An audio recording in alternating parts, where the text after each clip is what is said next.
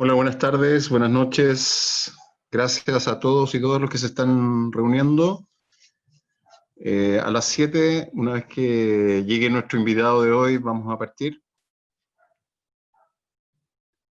Tienen todos los micrófonos silenciados en el caso de Zoom, así que si quieren hacer alguna pregunta, pueden abrir su micrófono.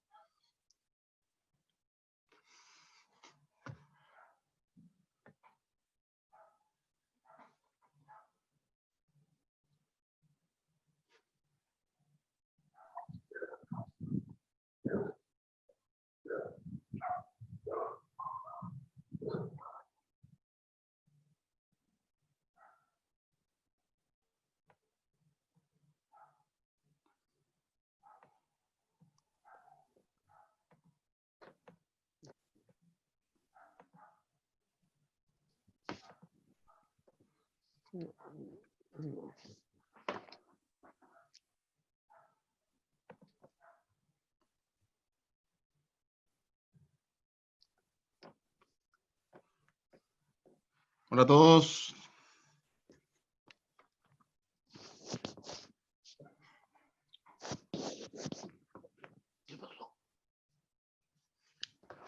Probando. Cualquier cosa que digas.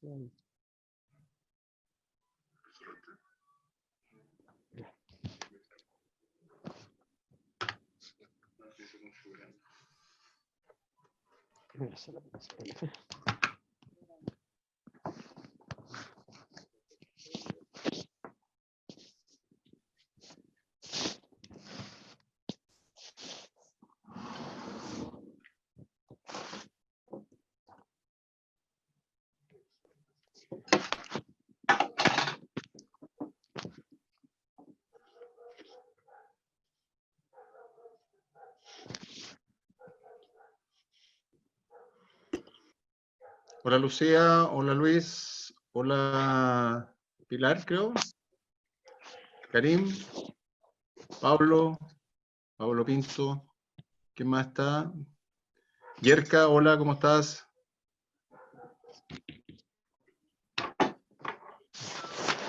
Hola, hola. Bien, ¿y tú? Muy bien.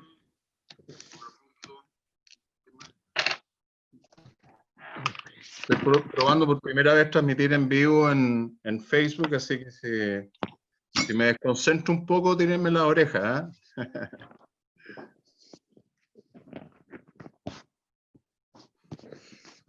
¿Se ve bien? ¿Hagan así? ¿Se ve bien? ¿Se escucha bien? Se escucha bien. Muchas gracias. Falta que se sume Vikrant.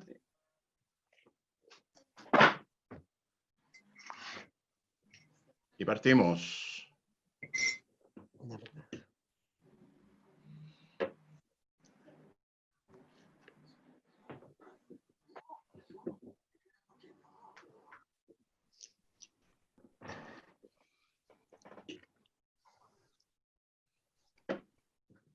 Voy a partir a las 7 en punto. Esté con Vikrant o no, si no voy a tener que dibujarlo solo.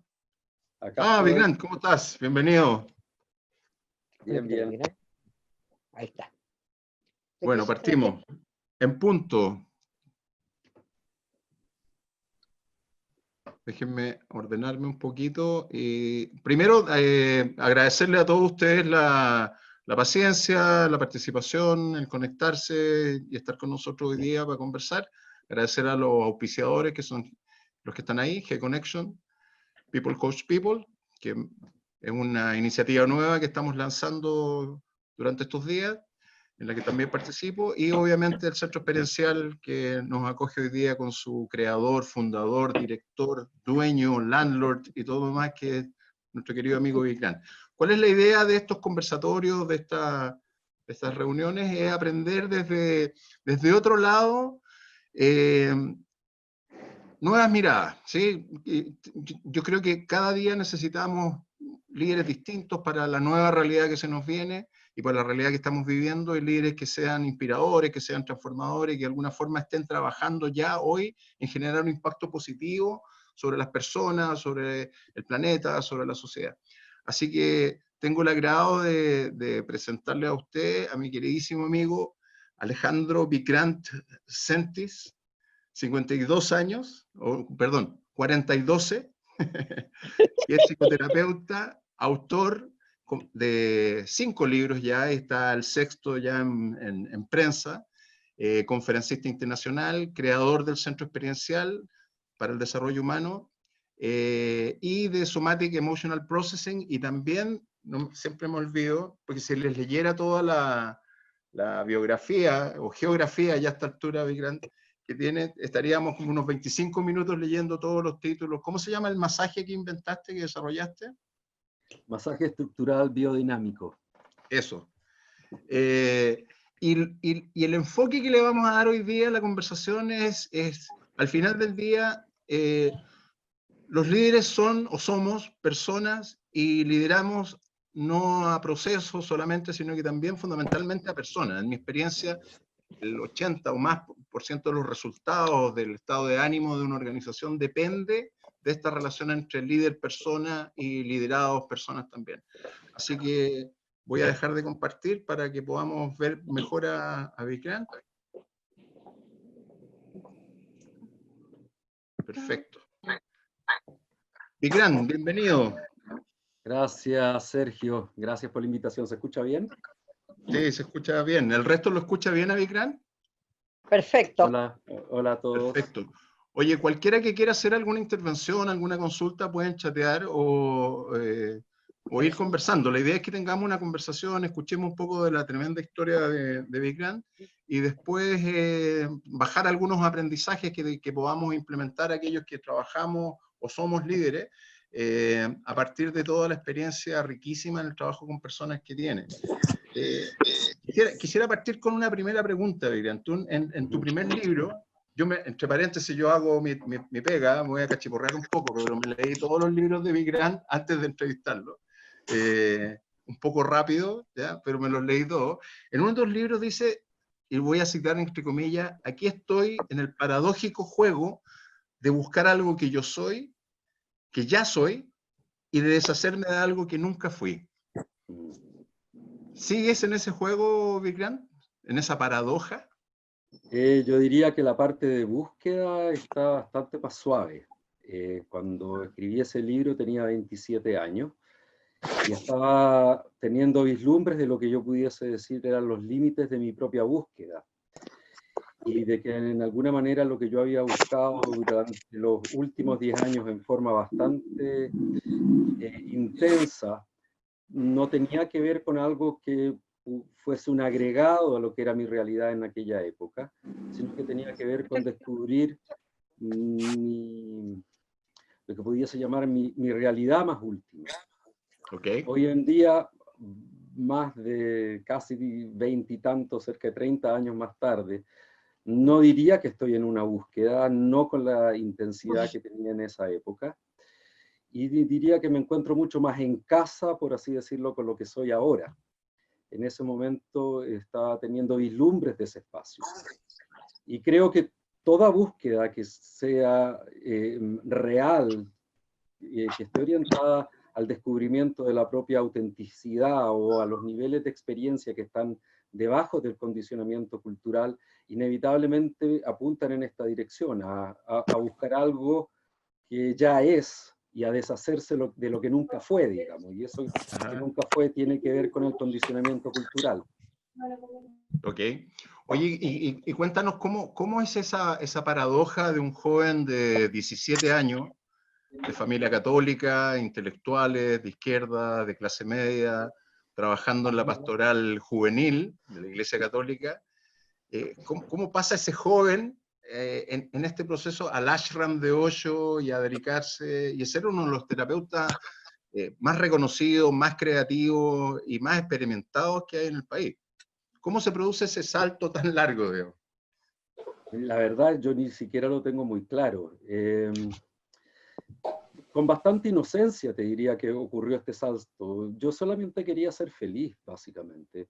Yo tenía la noción, tenía la conciencia o tenía la intuición de que no veníamos a este lugar a no pasarlo bien. Tenía la intuición de que existía un potencial de felicidad o de de bienestar que trascendía el que las cosas o el universo funcionara como yo quería. Yo no sabía esto, era exclusivamente un nivel bastante intuitivo. Ni siquiera era consciente de esta intuición tampoco, yo simplemente quería ser feliz. Y lo que hice fue poner absolutamente toda mi energía en tratar de descubrir por qué yo no era tan feliz como yo suponía o intuía que podía ser. En un principio, evidentemente, el único referente que yo tenía para analizar o mirar mi propio comportamiento era mi condicionamiento católico. Por lo tanto, me miré desde esa perspectiva. Y traté de encontrar respuestas ahí que nunca pude encontrar. Luego me di cuenta que era yo el problema, o las capas más superficiales de mi conciencia, o como yo funcionaba, eran la fuente del problema. Y aboqué toda mi energía a tratar de despejar eso, y tratar de encontrar qué era lo que evitaba o bloqueaba que yo pudiese sentirme contento conmigo mismo, y tratar de despejar eso. Y eso fue como lo que podríamos llamar un viaje que fue como ir pelando una cebolla, por así decirlo, en el que fui atravesando capa tras capa, tras capa, tras capa de, no sé, de sufrimiento, de condicionamiento, de ideas, de experiencia, no sé. Tengo la sensación que es un viaje que nunca termina tampoco. Ahora, ¿cómo se pegó ese salto? Es un poquito largo acá empezar a contar los detalles de ello, pero yo te diría en forma bastante inocente. No fue algo que yo buscase activamente el ir a India, no tenía ningún interés en India, no tenía en un principio ningún interés ni en la enseñanza ni en la figura de Osho, no tenía ningún interés en la terapia per se o la psicología. Fue algo que fue ocurriendo en algún nivel muy a pesar mío. Perfecto. ¿Y cuándo llegaste a la universidad? ¿Cómo se llama? La Northern Illinois University. Sí. ¿Qué año llegué para allá? Así es. ¿Cómo fue tu experiencia allá? Porque es una cultura completamente distinta. Fue a finales de 1993 llegué a estudiar allá, a terminar un bachelor's, que es como una licenciatura, y a hacer un magíster. También fue algo que ocurrió por casualidad casi, digamos. Yo trabajaba como administrativo en una universidad acá en Chile, y como había estudiado pedagogía en inglés,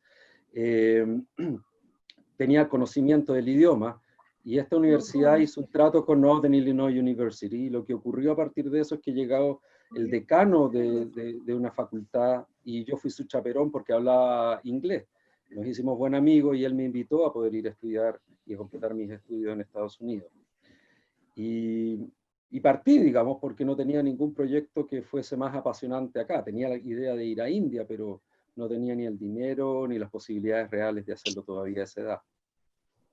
Así que nada, llegué a estudiar, debo haber tenido alrededor de 25 años, me imagino, en esa época.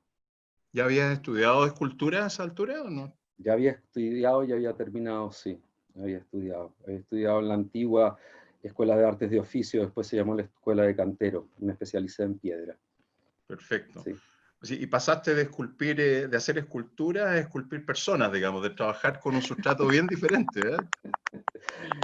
Ambos tienen un aspecto en común, te diría yo, y tiene que ver con la creatividad del trabajo. Si bien los materiales son bastante distintos, pero hay un asunto que tienen en común, tanto en la escultura como en el trabajo con gente. Lo que uno hace es sacar cosas.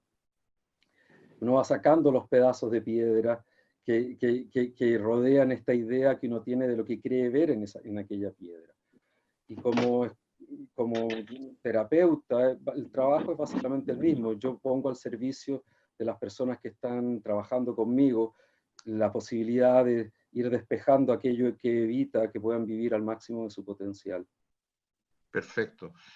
De hecho, la palabra esa potencial que tú mencionas es justamente la que quería usar de enganche para entrar al tema del liderazgo, digamos. Hay un libro, y se los recomiendo, después me pueden escribir, que se llama El liderazgo consciente, de Devashish Chatterjee, o Chatterjee, no sé cómo se pronunciará, y que dice básicamente que el liderazgo es un estado de conciencia, ¿sí? Y que se expresa fundamentalmente en tres cosas. Uno, que es descubrir en el otro el potencial. Dos, trabajar para fortalecer y liberar ese potencial. Y 3, llevar ese potencial al trabajo, que tenga un impacto colectivo y que se transforme en una gestión colectiva.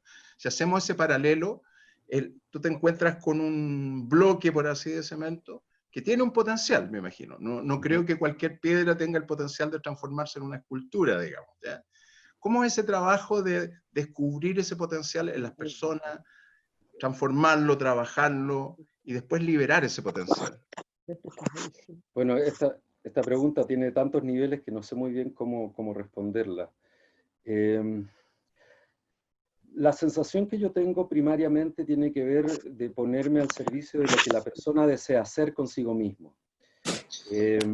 Yo puedo tener algunas nociones de lo que es posible, de acuerdo a mi propia experiencia y conocimiento con esta persona en particular, pero esencialmente lo que yo hago es acompañarla en su propio proceso de descubrimiento. También me ocurre que muchas veces puedo ver niveles de conciencia en la persona que la persona misma no es capaz de ver. Por lo tanto, quizás la persona solamente está focalizada en su propia neurosis o los aspectos de sí mismo que no funcionan o en aquello que le es disfuncional o no lo hace feliz. Y a mí muchas veces me parece que eso es solamente una capa superficial de su conciencia y que hay niveles más profundos que no sé muy bien cómo explicarlos o significarlos en este momento en el lenguaje, que tienen que ver con lo que es posible para esa persona. Y lo que es posible no desde una perspectiva ideal, sino que lo que es posible respecto de lo que le es intrínseco, de lo que le es propio, de la vida que habita ahí. Y desde esa perspectiva, lo que yo hago es idear un camino que la persona va a tener que caminar. Yo no lo puedo hacer por ello. Y que yo podría decir lo que siempre utilizo la metáfora que yo soy como el capitán del barco, digamos. Yo sé cómo manejar el barco, sé qué hacer con las tormentas, pero no tengo idea a dónde vamos porque vamos en una ruta que yo nunca he ido antes. Yo lo único que tengo es la habilidad de manejar el barco, por así decirlo. Oye, y cuando te enfrentas, y vamos a la persona, cuando te enfrentas a descubrir el potencial y empezar a aplicar herramientas, me imagino, igual que en la metáfora de la piedra o del material de la escultura, que hay zonas que son más duras, digamos. ¿Cuáles son esas zonas más duras que habitualmente te encuentras tú en las personas? ¿Dónde hay más resistencia? ¿Dónde hay más dolor a trabajar? Yo creo que, yo pienso en dos dimensiones que son las más difíciles, por así decirlo. Uno es que la persona está llena de ideas e introyectos culturales, sociales, familiares, de cómo debería ser. Y estas ideas están en conflicto muchas veces con lo que es la realidad de su momento. La persona ha pasado gran parte de su vida tratando de forzarse a encajar en su propio ideal de quién debería ser, sin entender que estos ideales probablemente no tienen nada que ver con cómo la persona en realidad opera. Quizás no tienen nada que ver con lo que es posible o con lo que es su potencial. Y que gran parte del descubrimiento y del proceso tiene que ver con volver a lo que le es propio, con volver a lo que es real, abrazar afectiva, amorosamente esa dimensión.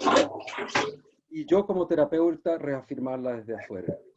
Y la segunda área que diría que es difícil. Alguien tiene el micrófono prendido, tengo un poco de interferencia, me cuesta escuchar. ¿Tú ¿Pueden cerrar los micrófonos, salvo que quieran hacer alguna pregunta después? Sí. Sí, alguien tiene los micrófonos prendidos. Ok.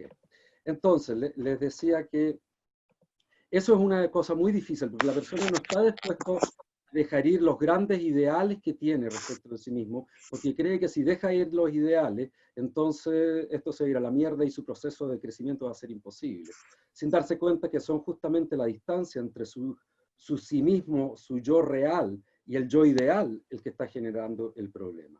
La segunda dimensión, que creo que es muy difícil, tiene que ver con los condicionamientos ideológicos, sobre todo los que la persona utiliza como ansiolítico. De alguna manera los condicionamientos que utiliza para regularse emocionalmente, en vez de enfrentar muchas veces el dolor de su propia realidad. Por lo tanto, yo te diría que esas son las partes más duras de esculpir, por así decirlo.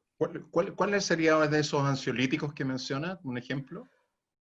Bueno, algo con lo que yo me encuentro mucho en el mundo espiritual alternativo tiene que ver con esa expresión de todo pasa por algo, por ejemplo. Ahora, personalmente yo no tengo acceso a saber cómo funciona el universo, no tengo idea si todo pasa por algo o no. No me atrevería a decir que es así, de la misma manera que tampoco me atrevería a decir que no es así. Pero de lo que sí estoy absolutamente seguro es que las personas resortan a utilizar esa frase como una forma de calmarse emocionalmente. Por lo tanto, en la utilización de esa frase me habla a mí de la dificultad que tiene la persona para lidiar con el dolor o con la propia incertidumbre. Y la necesidad de encontrar una calma afectiva, una regulación en el pensamiento mágico, fundamentalmente. ¿Ok? ¿Sí? Entonces tenemos dos niveles. Uno, el que yo espero, tengo una expectativa de mí mismo, de mi rol, de mi género, de yo como papá, etcétera, que trato de llenar de alguna forma sin hacer un chequeo de realidad, sin saber dónde estoy hoy día, ¿sí? Y viviendo más en el tratar de completar la figura que tengo de mí mismo, digamos, ¿sí? Eso es muy habitual en el tema del liderazgo. Cuando o sea, me llevan a una posición de liderazgo, yo asumo ciertas conductas que tienen que ver con ser dominante, con ser decisivo, no preguntarle a nadie, tener la razón, etcétera, digamos, ¿ya? Y me cierro a la posibilidad de aprender, que conecta con la segunda parte, que es no estar disponible o responder más bien a condicionamientos externos que a la propia, a la propia realidad. Esto de ser correcto versus ser real. Así es. Yo creo que es uno de los conflictos más profundos que tenemos nosotros, digamos, porque nadie nunca nos ha alentado a ser reales. O sea, cuando niño yo nunca escuché a algún padre que premiara a su hijo por ser auténticos o reales. Los niños son premiados por encajar, los niños son premiados por portarse bien, por ser obedientes, por no molestar. Por lo tanto, el mensaje que nosotros recibimos desde muy pequeño tiene que ver con un encaje social, no con el desarrollo de la propia autenticidad. O si está el discurso de la propia autenticidad, es siempre cuando eso no provoque conflicto o ofrezca problemas a nivel familiar, digamos, hasta ahí la autenticidad es apreciada.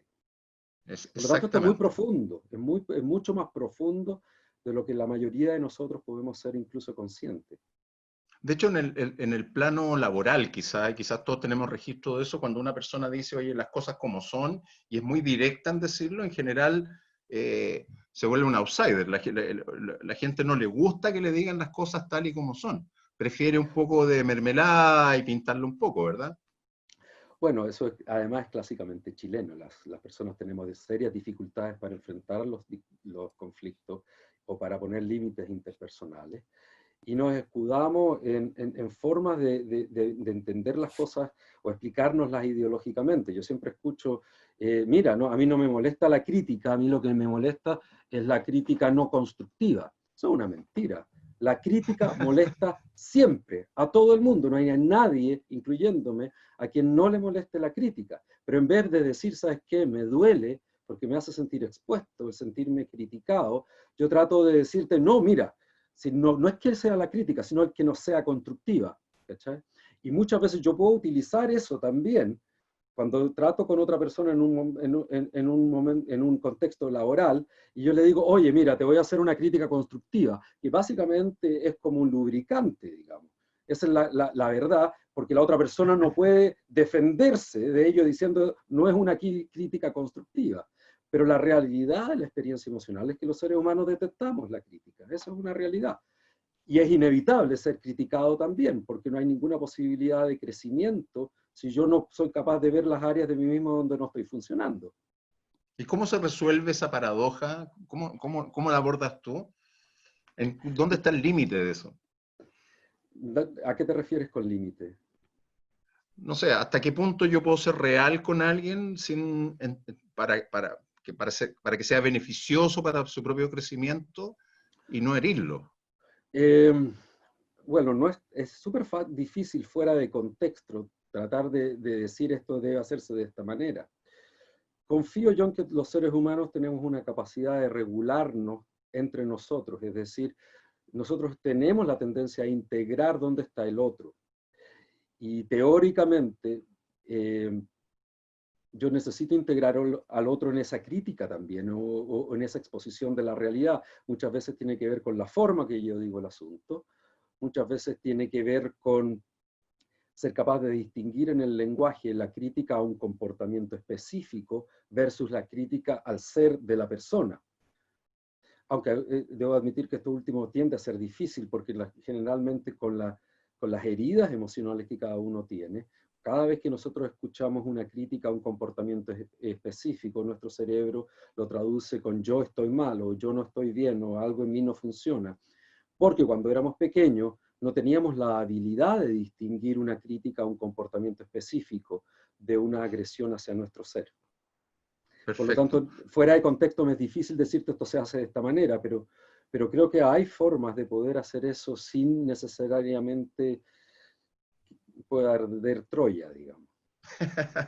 Oye, una de las cosas que usaba yo en tiempos laborales, digamos, no como coach y consultor ahora, sino que adentro, era separar lo que era un hecho de lo que era una opinión, ¿ya? Y decirlo, y verbalizarlo. Es decir, un hecho es, no sé, la casa es blanca, ¿ya? Es indesmentible, salvo que uno sea daltónico, digamos, pero el 99% de la gente va a ver una casa blanca o una casa azul. Pero la casa es grande, ¿ya? O chica, tiene que ver con mi experiencia de las casas que estuve, digamos. Entonces, separar, decir, mira, esto es un hecho y esto es una opinión, y de esa forma, no sé, era más fácil acercar la crítica constructiva, digamos. Va a doler igual, va a ser incómodo en algún nivel siempre. Yo creo que tener expectativa de que el otro no va a tener una reacción aversiva a algún atisbo de crítica creo que es ilusorio. El asunto es aprender personalmente a poder lidiar con esa sensación de crítica, distinguiendo una crítica a una habilidad específica respecto a una agresión a mi persona, que son dos cosas distintas, aunque puedan ser perceptualmente muy parecidas. Perfecto, perfecto. Entonces, la primera parte tiene que ver con descubrir el potencial de la piedra, esta llamada ahora ser humano, digamos. Después hay que empezar a meterle cincel, digamos, porque no todas las piedras son esculpibles, me imagino, digamos, ¿ya? Hay algunas más fáciles que otras. Me imagino, digamos. ¿Cuáles son las herramientas que más has usado tú, que mejor resultan? Porque si uno lee el libro de 8 de Salena Puna, donde tú navegas por, no sé, varios años, de hecho te tomó 10 años escribir o investigar para ese libro, tú vas documentando un montón de técnicas que existían, que se fueron combinando, que se fueron desarrollando, que se fueron inventando, desde Salén en Estados Unidos hasta llegar a Puna y de vuelta, digamos. En tu experiencia, ¿cuáles son las que mejor funcionan en el esculpido del carácter de una persona? Bueno, esto desde mi perspectiva es absolutamente subjetivo y lo que yo pueda decir sobre esto tiene que ver exclusivamente con mi experiencia. No me atrevería a arrojarme una universalidad de ello. Antes de qué técnica, yo pudiese decir qué factores son los que determinan un proceso de crecimiento. Y esos factores tienen que ver con la intimidad, la autoexposición, la confrontación, la expresión emocional, la contención afectiva, el contacto interpersonal, el contacto físico, el alentarse a explorar aspectos o dimensiones asociadas a los temores, el tomar riesgos interpersonales. Yo te diría que en general los contextos que yo puedo crear son en algún nivel incluso mucho más valiosos que los métodos o las técnicas en sí. Pero si habláramos de técnicas, lo que para mí más me hace sentido son los grupos de encuentro de Will Schutz, las terapias de orientación neorreichiana, dentro de que se encuentra la innovación que yo hice, que es Somatic Emotional Processing, la terapia Gestalt, la terapia primal de Janov, la terapia de descondicionamiento primal que salió del mundo del trabajo de Osho, la meditación, sin duda, la meditación fundamental, el arte terapia, la danza. Eso es lo que se me viene en este momento a la cabeza. Ok. ¿Y cuál ha sido la respuesta de tus varios miles de terapiados, digamos? Yo te diría que en el fulgor del momento, o sea, cuando estoy trabajando con gente, cuando las personas se encuentran en los procesos, lo que ellos reportan más usualmente tiene que ver con una profunda sensación de sentirse vivo, como el despertar no solo a ideas potenciales, sino a niveles de experiencia que las personas no sabían que eran posibles para ellos.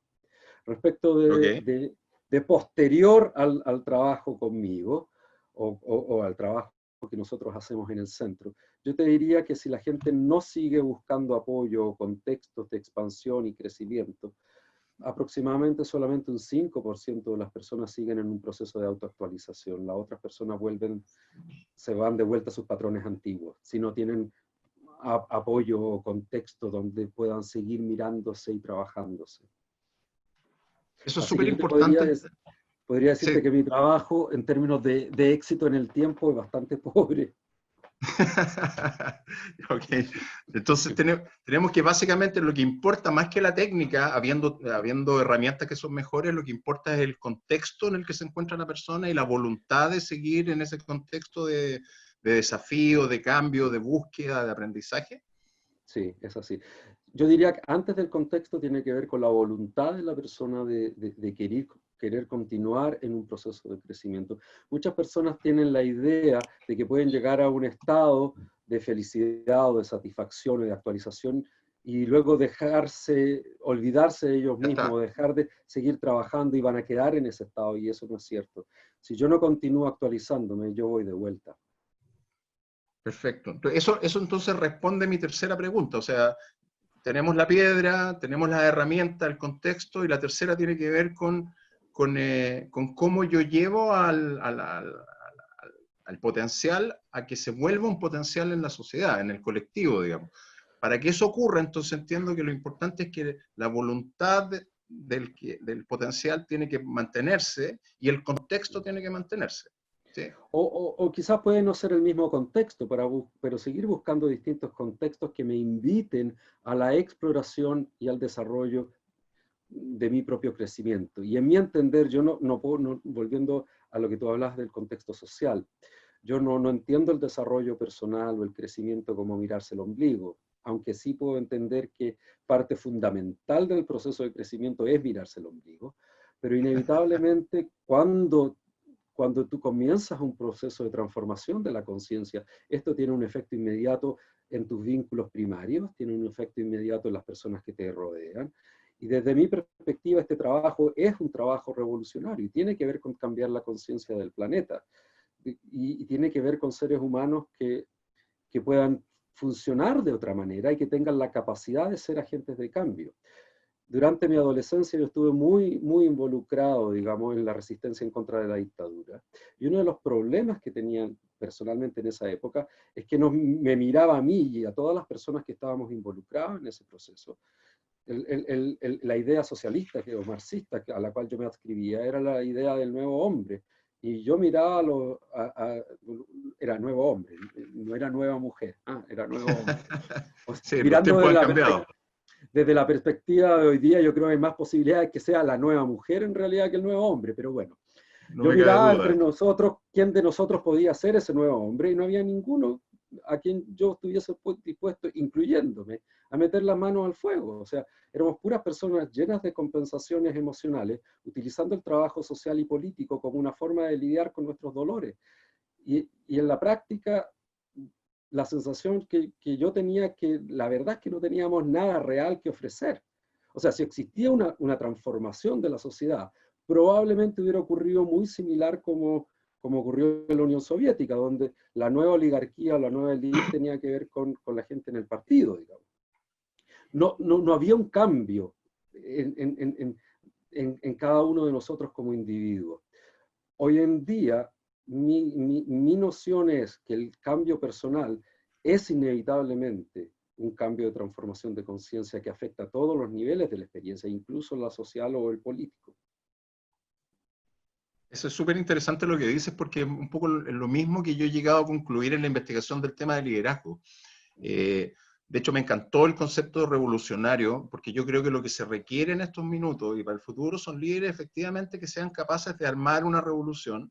Y lo voy a repetir, darse cuenta que pueden funcionar de otra manera y ser agentes de cambio para la transformación que se requiere, ¿ya? Esa es mi definición perfecta para liderazgo de los nuevos tiempos, para los nuevos y nuevas líderes. Y ahí te pregunto, ¿por qué el tema de la incorporación del liderazgo femenino es tan importante en este minuto? No solamente desde la perspectiva de género, sino que qué significa lo femenino en este minuto. Yo más que el concepto de lo femenino como abstracción, yo creo que fundamentalmente la forma como tienden a operar la mayoría de las mujeres ofrece una posibilidad de... No sé si ocupar la palabra valores, porque no creo que tenga que ver con valores, tiene que ver con disposiciones emocionales que la mayoría de los hombres, en la forma como nosotros hemos funcionado estos últimos 3.000 años, ha sido bastante deficiente. Y tiene que ver con ciertos aspectos asociados a la empatía, a la capacidad de ver al otro, que si uno lo estudia desde una perspectiva neuroquímica, digamos, efectivamente la cantidad de testosterona que la mayoría de los hombres tenemos dando vueltas por el sistema es un enorme inhibidor de la empatía, digamos. Por lo tanto, no sé, es cosa de ver lo que nosotros hemos hecho con este planeta y con el mundo, digamos, estos últimos 3.000 años. Y entre eso ha tenido que ver con tener a la mitad de la población, las mujeres, convertidas en servidumbre doméstica, lo cual es absurdo, digamos. O sea, si hay alguna posibilidad de transformación y cambio, tiene que ver con el resurgimiento de un entendimiento en el cual las mujeres, espero yo, estén en situaciones de poder, no tipo Margaret Thatcher, no es el tipo de mujer que me imagino, digamos, pero donde básicamente haya un entendimiento distinto a lo que nosotros hemos hecho con todo esto. O sea, nosotros, por así decirlo, ya tuvimos la posibilidad, digamos, y esto es lo que hemos creado. Creo que es el momento de decirle a las mujeres qué es lo que ellas pueden hacer por esto. ¿Pero tienen que tomar los mismos liderazgos o desarrollar liderazgos femeninos, llamémoslo así? Lo que pasa es que depende, o sea, yo espero, o sea, Margaret Thatcher era un liderazgo femenino en un contexto masculino, Absolutamente. totalmente con valores y entendimientos que eran masculinos, o sea, no por nada le decían la dama de hierro, digamos, no es esa la idea que yo me imagino, digamos. No me imagino a las mujeres, digamos, enarbolando las banderas patriarcales, pero para las mujeres. Mi imaginación al respecto tiene que ver con otra historia, digamos, tiene que ver con otras sensibilidades y con algo con lo que a mí me pasa, que como yo como hombre ni siquiera me atrevo a demarcar, digamos, o a delinear, porque soy hombre, y quién soy yo para decir cómo las mujeres tienen que manejar el mono. Tienes toda la razón. Me dijeron lo mismo hace un par de años atrás, como, ¿en qué puedo ayudar? Dije yo, el movimiento. Nada, no tienes que ayudar en nada. Ayudas ayudando a los demás hombres a desarrollar masculinidades positivas y salir un poco de la toxicidad en la que viven, digamos, pero no necesitamos ayuda de ustedes, digamos, en esta ocasión. Rocío dice acá, oye, soy líder de mujeres. Rocío Adriana está conectada de Colombia, tiene un programa re bonito que se llama De Profesión Mujer, la recomiendo que la sigan, y dice, soy líder de mujeres y creo firmemente que los extremos son dañinos, hombres y mujeres podemos sumar desde la diferencia. Gracias, Rocío. Voy a complementar con lo que dijiste, hay un muy buen libro que se llama ¿Por qué hay tantos hombres incompetentes siendo líderes? ¿Ya? Y básicamente tiene que ver con que nos han enseñado a ser el winner, ¿ya? A no tener dudas, ¿ya? A tener siempre la razón, a estar siempre en certeza, por lo tanto dejamos de prestar atención a lo que está ocurriendo, no lo vemos venir, no sabíamos que eso ocurría en la población, etcétera, todas estas declaraciones de hombres, digamos, y nos vamos volviendo progresivamente más incompetentes, porque no estamos abiertos al aprendizaje. Como tengo que tener la razón, ¿ya? No estoy abierto al aprendizaje, ¿sí? Y en ese mismo estudio, todas las cualidades que hacen que un equipo, que un colectivo funcione mejor, rankean mejor en mujeres que hombres, ¿ya? O sea, yo creo que la conclusión es evidente, digamos. ¿Qué pasa con los liderazgos senior? ¿Qué pasa con los ancianos de la tribu? Aquí presentes algunos, digamos. Allá vamos, allá vamos. Hay algunos. ¿Eh? ¿A qué te referís con qué pasa? ¿Qué pasa con en estos liderazgos de los nuevos tiempos, digamos? O sea, ¿Es posible para los ancianos de la tribu llegar a este punto de transformarse en revolucionarios o simplemente están para aportar con su experiencia? ¿Es posible para Ahora, alguien funcionar mira, de otra forma? Hace 40 años atrás, tú y yo, a nuestra edad, éramos los ancianos de la tribu, digamos. Por lo tanto, yo creo que la posibilidad de generar cambios, la posibilidad de generar procesos transformativos personalmente y en otras personas, no es algo que esté delimitado por la edad. Yo creo que Perfecto. cualquier persona puede generar. Te voy a contar una cosa que me pasó hace varios años atrás. Fui a hacer un intensivo de meditación a un lugar que se llama Rari, que es bastante raro el lugar, que queda de las termas de Panimávida hacia la cordillera. De hecho, tienen su propia Coca-Cola que se llama la Rari Cola. Bueno, Ajá. fui a dirigir un intensivo de meditación. Y había una chica como de 18 años, me tincaba la hija de alguna de las participantes, arrastrada por la madre, con la cual, quien estaba absolutamente lateada y con una cara amurrada por todas las cosas que nosotros proponíamos en términos de método y técnica. Y había una señora que había cumplido 82 años, que le puso toda la energía posible a cada una de las técnicas de meditación, que algunas de ellas eran físicamente bastante demandantes.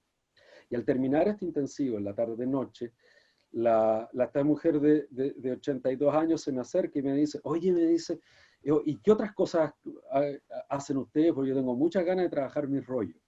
A mí me llamó mucho la atención, yo en esa época de haber tenido 33 años más o menos, y me llamó mucho la atención porque desde mi perspectiva, esa señora lo que debería estar haciendo básicamente es juntando dinero para pagarse una buena tumba, digamos. Y sin embargo, Qué ella duro. desde su perspectiva, ella quería ver qué más era posible para desarrollarse. Desde esa perspectiva, para mí la edad no es un factor. Ahora, es cierto que mientras más viejos somos, tenemos más experiencia y que esa experiencia teóricamente podría estar al servicio de los aprendizajes de las personas más jóvenes. Pero en la práctica lo que ocurre es el contrario. O sea, las personas más jóvenes tienen la sensación, y yo recuerdo haberla tenido, de que tenemos todo clarísimo respecto de todo y que no Así tenemos es. nada que aprender de nadie, digamos. Entonces Ya, es una paradoja bastante difícil de entender. O sea, si tú ves lo que conversábamos el otro día, de que el mercado laboral termina aproximadamente a los 50 años, o sea, no, todas las personas que son requeridos para diversos tipos de empleos es gente menor que esa edad. Siento que una persona de 50, de 60 años tiene un bagaje de experiencia que no la tiene una persona de 30 y que es capaz de observar los errores que ha cometido a lo largo de su vida y poder haber teóricamente aprendido de ellos. Por lo tanto, yo me imagino una situación de liderazgo donde las personas más viejas, ¿para qué le vamos a decir seniors? Porque eso me parece una hipocresía eufemística. Y pongámosle una palabra en inglés para no llamarlos viejos o ancianos. No, o la tercera edad, todo este tipo como de palabras que utilizamos para no llamar las cosas por su nombre. La gente más vieja tiene el bagaje de la experiencia y no veo ninguna razón o impedimento para que ellos no puedan ser artífices de su propio proceso de transformación también. Bueno, ya saben los que ya pasaron los 50, todavía tenemos posibilidades, chiquillos, vamos. ¿Ya? Oye, ¿alguien quiere hacerle una pregunta, alguna pregunta a Vikrant? Abro los micrófonos o el chat para que me indiquen. Llevamos 40 minutos para dejar un poco de preguntas. José, abre el micrófono. Hola, ¿me ¿Cómo estás, escuchan? José? Bien, gracias. Yo me gustaría referirme al punto mezclando masculinidad, liderazgo y edad para hacer referencia a que si es que efectivamente los líderes, bueno, dado la construcción social, los líderes hoy día son mayoritariamente masculinos, tanto en empresas como en gobiernos, como en distintos niveles.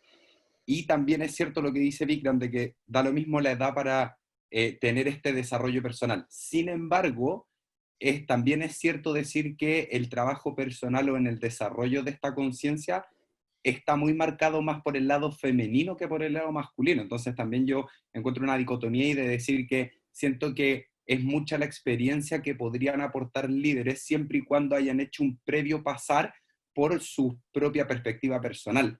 del desarrollo personal. Entonces siento que igual queda el debe hoy día por parte de estos líderes más masculinos esa revisión previa que sí la puede hacer un líder femenino al estar en un proceso, llámese psicoterapéutico o en acompañamiento o con otra perspectiva de la maternidad, por ejemplo, etc.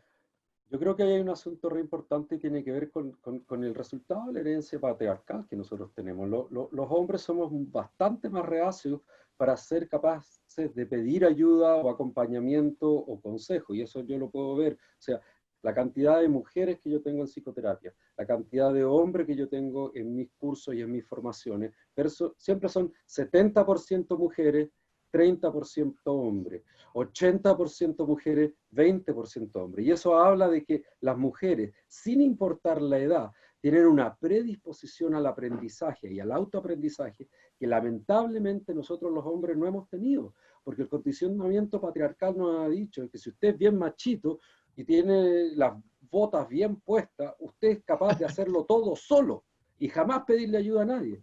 Y eso es una estupidez supina.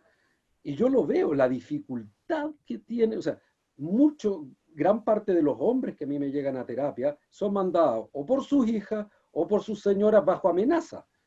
Porque yo en realidad lo único que quiero es que no me hueveen, quiero que me dejen tranquilo, no me importa nada más. No me interesa ni crecer ni nada, me interesa que... ¿Aló? Alguien tiene el micrófono abierto. Ya. Entonces... Evidentemente que en términos históricos la predisposición masculina al desarrollo del crecimiento ha sido una excepción más que una regla, pero no veo ninguna razón por la cual eso no pueda cambiar. En la medida que nosotros empecemos a educar nuevos hombres en los cuales les podamos decir, hey, no necesitáis ser absolutamente autosuficientes, podéis ser autónomos, que es muy distinto que autosuficiente, y autónomo quiere decir ser capaz de reconocer cuando necesito ayuda y pedirla. La autosuficiencia es yo no necesito a nadie y me basto solo, lo cual a no ser que tú seas un lagarto de cerro, es imposible, porque si somos mamíferos, nosotros crecemos en el contacto y en la interdependencia con otros seres humanos. Ahí hay un aprendizaje súper potente para los líderes, o sea, la autosuficiencia, que es como el líder clásico masculino, heteronormativo, digamos, versus la autonomía, que es un líder que camina un poco más allá, ¿ya?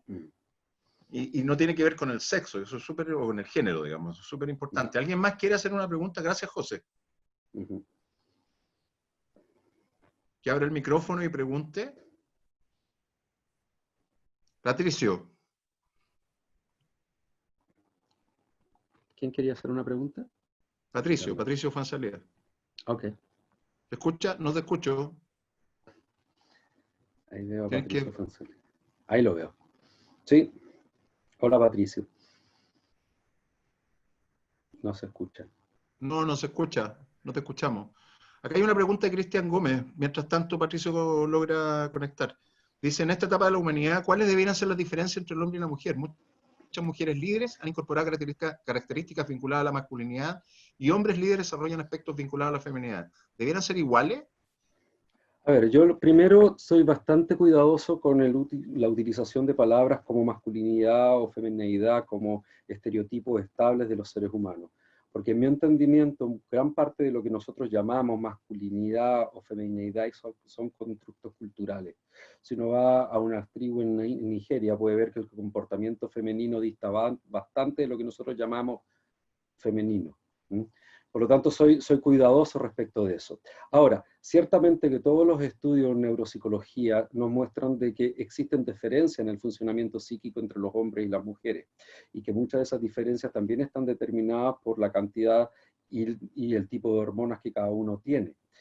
Por lo tanto, soy cuidadoso en la utilización de esas palabras, pero sin embargo puedo distinguir ciertas corrientes o lo que podríamos llamar ciertas características. Como mencionaba anteriormente, los hombres tendemos naturalmente y esto es un poco largo de explicarlo en este contexto, pero por el efecto que produce la testosterona en la tendencia a la agresión, a ser muchísimo más competitivos que colaboradores. Pero eso no significa que no podamos entrenarnos en la colaboración, ¿sí? De la misma manera que las mujeres tienden a ser mucho más empáticas, y se han hecho montones de estudios en esta área, interculturalmente alrededor de las cosas, por ejemplo, relacionadas con lo que tiene que ver con los procesos de maternaje o crianza de los bebés, digamos. Por lo tanto, yo más que las características de un sexo u otro, lo que yo trataría de entender es que los hombres nos tenemos que ver obligados a desarrollar aspectos de nuestro funcionamiento que trascienden la competencia entre hombres y que trasciende esta cosa obsesiva con el logro y el resultado, y tiene que ver con volcar la atención sobre los procesos de crecimiento, de desarrollo, de implementación, dependiendo del contexto que sea, que el tratar de llegar al final para lograr el bono. Llámese es un bono económico o una sensación de un sí mismo inflado. Por lo tanto, más que pensar cuáles deberían ser las características, yo creo que tanto hombres como mujeres tenemos un enorme campo para aprender de aquellas características que teóricamente han sido históricamente asociadas al sexo contrario. Súper, muchas gracias. ¿Alguien más tiene? Patricio, ¿pudiste conectar el micrófono? Escribe la pregunta y yo la hago. ¿Ya? ¿Alguien más tiene alguna pregunta? Mientras Patricio nos escribe. Tenemos gente conectada de México, de Colombia, entiendo que de Ecuador. Estamos con salida internacional, ¿ah? Muy bien. ¿Alguien más? Belia dice gracias desde México. Ella vive cerca de Cancún, así que... Ah, y de Brasil también tenemos. Brasil. Brasil. Muito obrigado. Estoy esperando la Gracias. pregunta de Patricio, para después ir bajando los aprendizajes. ¿Está escribiendo un tratado, Patricio? Déjame ver si logro ver A ver, las dice, preguntas. de Sí. niños nos enseñan a ser autosuficientes, que no dependamos de nadie para poder lograr nuestros objetivos y solo depende de nosotros. ¿Cuál es tu visión de la enseñanza para nuestros hijos? Me sumo a la pregunta. Eso que tú acabas de decir es absolutamente errado respecto de cómo funcionamos los seres humanos, que somos mamíferos y primates. Una de las características de los primates, entre los cuales nos encontramos el Homo sapiens y los seres humanos, es que nosotros tenemos una capacidad colaborativa, es decir, tenemos una tendencia biológica a ser gregarios, a organizarnos en grupos de seres humanos. Nosotros no tenemos la fuerza que tienen los gorilas ni las garras que tienen los tigres.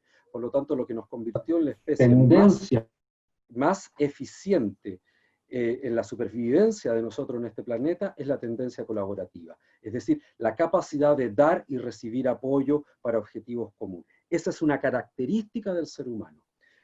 Enseñar la independencia, desde mi perspectiva, es enseñar un comportamiento que es neurótico y en algún nivel antinatural. ¿Por qué? Porque ningún ser humano puede ser absolutamente independiente y autosuficiente. Nosotros requerimos del afecto. Por ejemplo, en la primera infancia se han hecho estudios donde el desarrollo del cerebro del infante depende fuertemente de cuánto es tocado por los padres o los adultos que lo cuidan.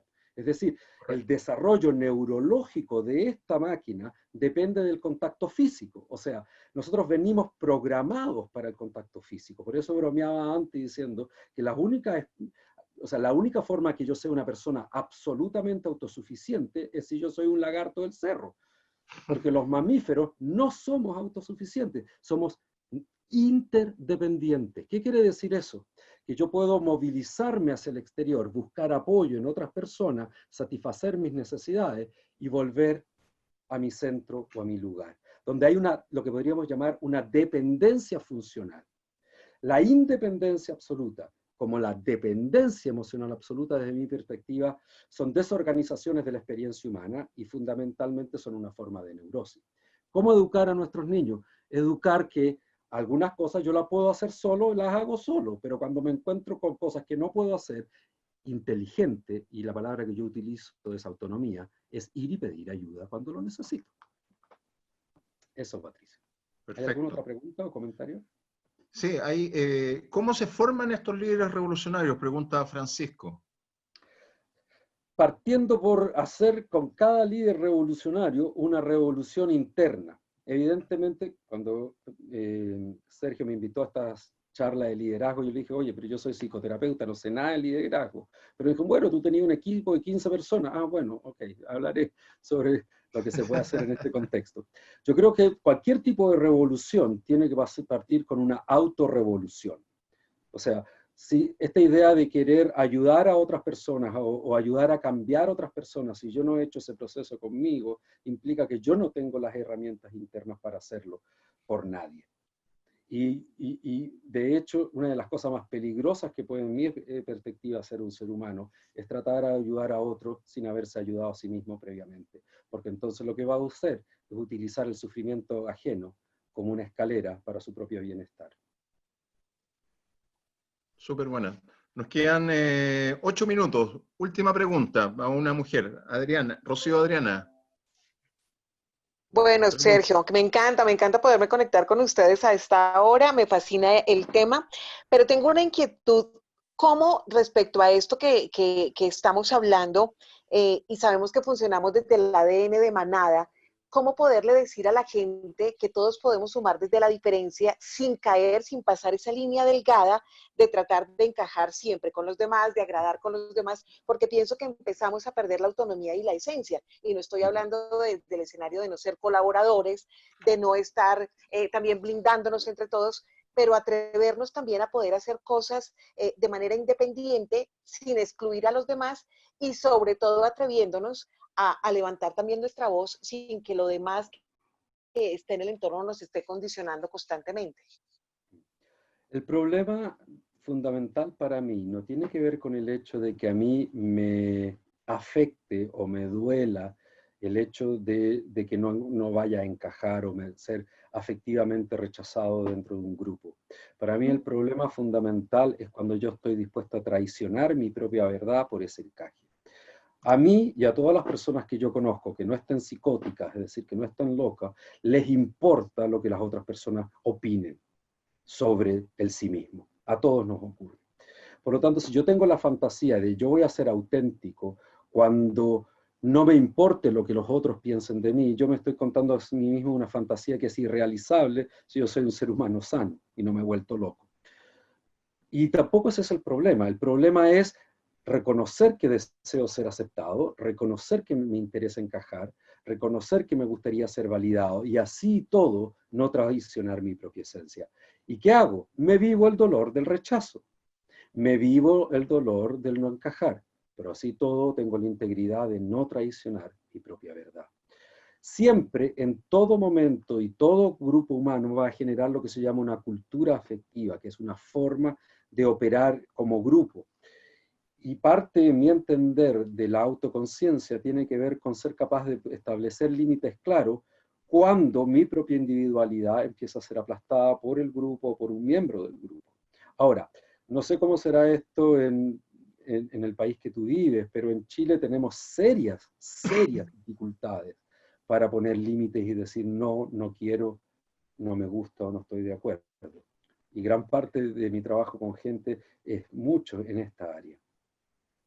Oye, antes de hacer el aterrizaje de los aprendizajes, para no pasarnos mucho del tiempo, me gustaría que nos contaras la anécdota con tu padre como acompañante en este viaje. ¿Qué de eso te interesaría que te contara? O sea, ¿cómo ocurrió? ¿Cómo era tu padre antes? ¿Qué fue lo que pasó y en qué terminó, digamos? Es una muy bonita historia. Sí, bueno, resumen para no latearlo. Mi padre decidió acompañarme en uno de los viajes que yo hice a India, cuando yo tenía, creo que 31 años, y él debe haber tenido 62 más o menos. 66. Ok, gracias a quien me hizo la corrección. Debe estar mi madre por ahí, me imagino, ¿no?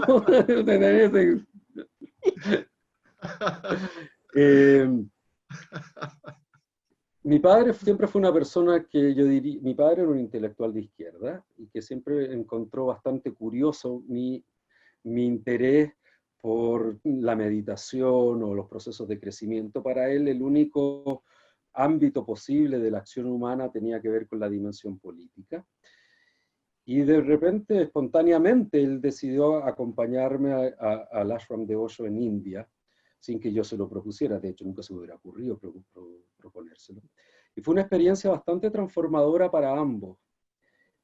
Transformadora para mí porque a esa edad me permitió cerrar todos los ciclos abiertos de naturaleza afectiva que yo tenía en la relación con mi padre. Y transformadora para él porque él pudo conocer un mundo que me era propio. Y también tener la posibilidad de él de poder explorar sus propias dimensiones más allá de lo que le era normalmente socializado. De hecho, recuerdo que él participó en un curso allá en India, que se llamaba, creo que, Abriendo el Corazón, donde trabajó la muerte de su propio padre.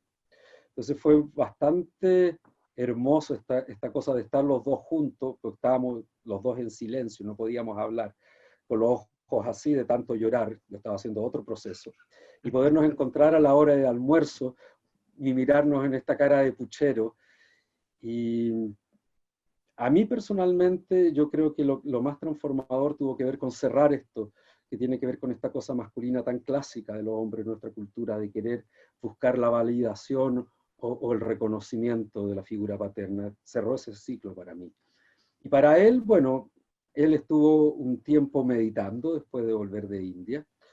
Por un tiempo corto, él se fue a vivir con nosotros, con mi pareja y mi hija a nuestra casa. Y después él volvió a su vida normal y común, digamos, que tenía él con su propia familia. Y el resultado, yo creo, es que ahora mi papá logra hablar, él es profesor de lingüística en la universidad, logra hablar sobre la meditación y los procesos de crecimiento y desarrollo personal, y habla de lo importante que es la meditación. No medita, obviamente, pero forma parte de su bagaje intelectual ahora, y habla de la importancia de estar presente aquí ahora. Es una muy bonita anécdota. Oye, voy a hacer rápidamente una bajada de aprendizaje. Gracias, Vic. Primero, quedarme con, y quizás nos quedamos con el tema del líder como un revolucionario, ¿sí? Y que esa revolución parte por una revolución interior. Un líder que es capaz, a través de esa revolución interior, de transformarse en un mejor ser humano y que pueda funcionar de una forma distinta a la que está funcionando y generar sea un agente de cambio y generar un impacto positivo en la sociedad, en el mundo que vivimos, ¿sí?